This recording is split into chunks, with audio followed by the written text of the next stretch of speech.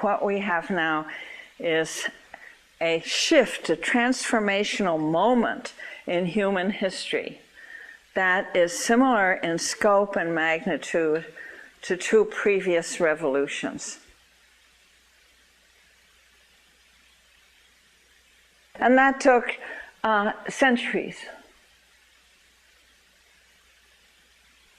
And the second that was that big in terms of how it changed human life was the Industrial Revolution, which started just 200 years ago.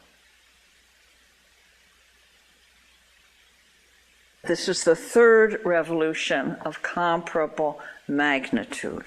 Lester Brown called it the environmental revolution and the ecological revolution. Dana Meadows called it the sustainability revolution, but more and more of us are simply calling it the Great Turning. This revolution has to happen much faster, and at the same time has to be more thoroughgoing, because it's a whole mindset of who and what we are in relation to the planet, that we are a living part of a living planet. We can present it as being the transition from the industrial growth society to a life-sustaining society.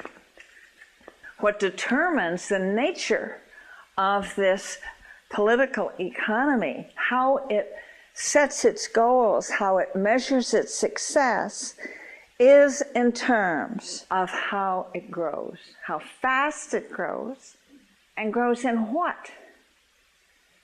Health, longevity, wisdom, beauty and grace in the eyes of God. I mean, what?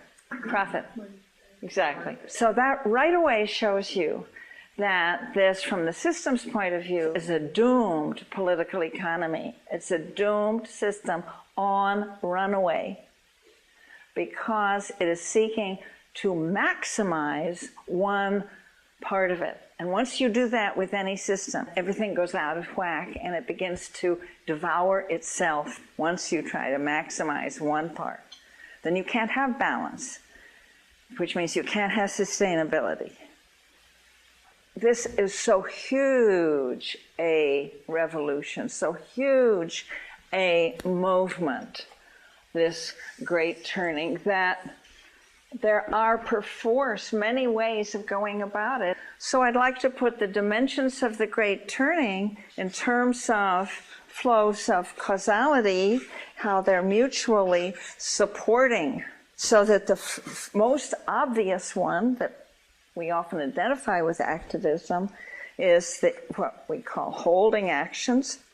And these are all the actions that slow down the destructiveness of the industrial growth society.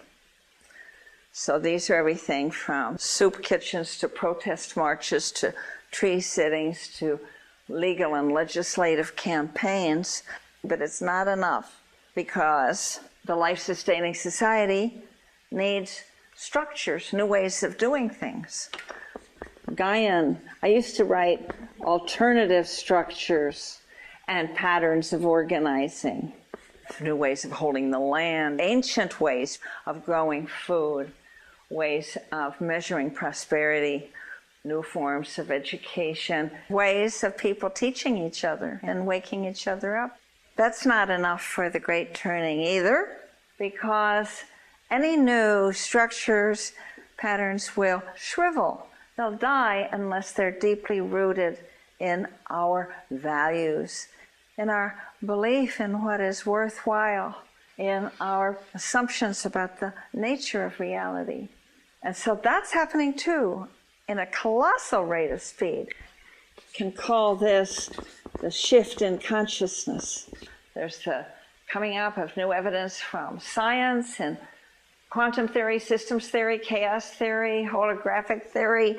There's the wisdom traditions of ancient peoples coming up with very much the same perspective on the intricate interconnectedness of all life patterns. So new ways of seeing, new ways of seeing the sacred, new forms of spirituality, the scientific and spiritual revolution. So it's an incredible time to be alive.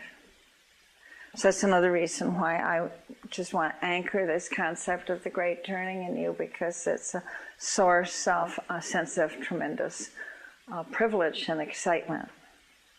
It means that life can go on, and that can be an exquisite reason to get up every morning.